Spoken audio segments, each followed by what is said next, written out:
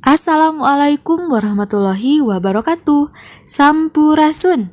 Kumaha kabarna kelas 7 dinten ieu? Mugia urang sadayana aya dina lindungan Allah Subhanahu wa taala. Amin ya robbal alamin. Di video pengajaran satu acana, urang baris medar naon eta anu disebut dongeng. Tah ayeuna hayu urang pedar sasarengan mikaweruh istilah patukangan sareng nyaritakeun deui eusi dongeng. Sate acan ke pembahasan, hidup masih emut, naon anu disebut dongeng? Dongeng saenya nama mangrupa tradisi lisan anu sumberna secara tatalepa ti hiji jalma ka jalma sejenna. Dongeng mangrupa salah sahiji golongan carita dina wangun prosa anu umumna pondok. Unsur-unsur nu ngawangun dongeng oge teu beda jeung carita lainna.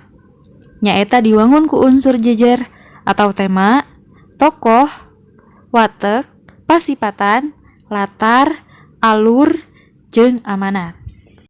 Salain ti unsur anu disebutkeun tadi, aya hiji unsur anu ngabedakeun dongeng jeung carita sejenna, nyaeta unsur pamohalan atawa rekaan. Nyaeta hal-hal anu henteu nepi kanu akal dina kahirupan dunia nyata. Halaina anu ngabedakeun deui nyaeta dongeng sifatna anonim atawa teu kapaluruh saha anu ngaranna. Sok sanajan kitu, eusi dongeng teh seseg ku ajen atikan nu mangrupa piwuruk, pepeling, picontoeun ngeunaan kaluhungan budi atawa pienteungeun patali jeung kahirupan sapopoe. Tah ayeuna hayu urang mikaweruh istilah patukangan. Dina sawatara dongeng, sok aya kecap marbot, palika, patani, atawa paninggaran.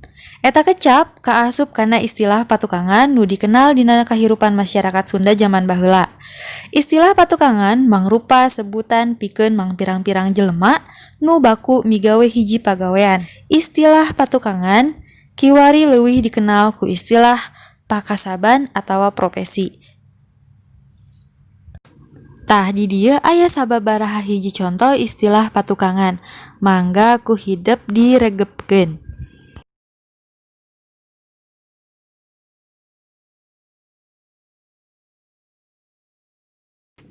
Dongeng lain saukur keur hiburan, tapi keur melakeun ajen atikan ti nu boga lalakonna. Jadi alat pikeun nancepkeun ajen-ajen tradisi atawa kahirupan kabarudak. Kumaha carana sangkan eta ajen luhung teh bisa nerap tur katarima ku sakur nu ngabarandunganana? Carana nyaeta dongeng teh kudu bisa ngajenggelek dina imajinasi nu ngabandungan, nepi ka napol dina ingetanana naon-naon anu didongengkeun. Ku kituna dina ngadongeng diperlukeun teknik-teknik anu hade saperti ieu. Teknik ngadongeng anu kahiji nyaeta apal lalakon nu aya dina dongeng. Teknik anu kadua bisa jadi aktor anu nembongkeun karakter tokoh nu ngalalakon. Teknik nu katilu bisa ngolah teknik vokal. Bisa ngarobah-robah sora jeung cara nyarita keur ngagambarkeun tokoh jeung suasana. Nu kaopat, mibanda kamampu dina ngaekspresikeun dongeng nu ngawengku kana pasemon, artikulasi, intonasi, lentong, rengkak, jeung peta. Teknik ngadongeng anu kalima nyaeta bisa nyiptakeun suasana nu komunikatif jeung nu ngabandungan.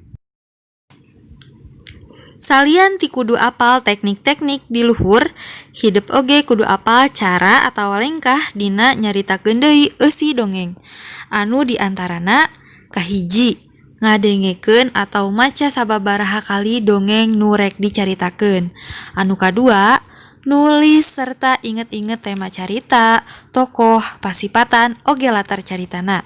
Nu katilu, tulis galur carita jeung kajadian-kajadian anu aya dina jero carita. Sangkan gurat badagna hungkul. Anu kaopat, tulis deui eusi dongeng ku bahasa hidep sorangan. Anu terakhir, caritakeun secara lisan eusi dongeng nu ditulis ku bahasa hidep sorangan. Sakabeh teknik eta Bisa kahontal saupama hidup loba maca, lalajo, atawa ngadengekeun dongeng. Anu henteu eleh pentingna nyaeta diajar latihan akting, ekspresi, oge nyarita hareupeun batur atau hareupeun umum sangkan henteu geumper. Nah, sekarang mari kita berlatih untuk menganalisis dongeng sesuai dengan jenisnya.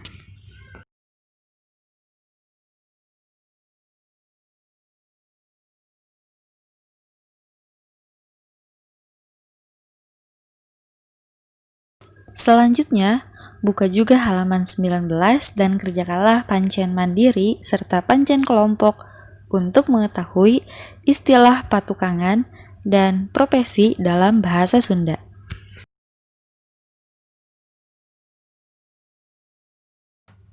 Selamat belajar teman-teman. Insya Allah di pertemuan berikutnya kita akan membahas tentang iklan layanan masyarakat. Mohon maaf apabila ada kesalahan. Wassalamualaikum warahmatullahi wabarakatuh.